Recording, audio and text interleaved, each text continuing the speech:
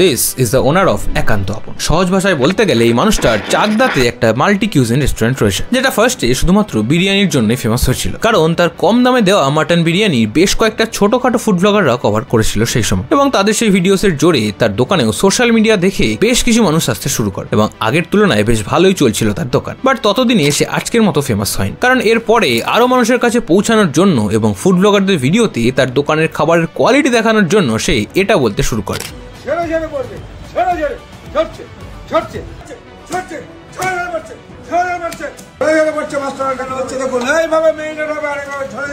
আর সাধারণ মানুষও প্রথমবার কাউকে এরকম করতে দেখে বেশ এন্টারটেইন হয় এবং তার সেই ঝরে ঝরে পড়ার ভিডিও সোশ্যাল মিডিয়াতে ভাইরাল হওয়ার কারণে সাধারণ মানুষ তার দোকানের খাবারও টেস্ট করতে আসে, এবং যার ফলস্বরূপ সে যেরকমটা চেয়েছিল যে তার দোকানে মানুষের ভিড় উপচে পড়বে সেটাই হতে শুরু করলো, যার কারণে একসময় বিরিয়ানি থেকে ফেমাস হয়ে আজ একান্ত আপনকে সে রীতিমতো মাল্টি কুইজিন রেস্টুরেন্ট করে তুলতে সক্ষম হয়েছে। বাট তার এই সোশ্যাল মিডিয়া ফেম খুব বেশি দিন স্থায়ী হলো না, কারণ রিসেন্টলি তুমি যদি তার ফেসবুক পেজটা ফলো করো তাহলে দেখবে সেখানে তার বেশ কয়েকটা ভিডিওতে সে কিছু ছেলে মেয়ে যারা তার দোকানে খেতে আসে তাদেরকে প্রায় এক প্রকার জোর করেই তাদের মুখে খাবার ঢুকিয়ে দেয়।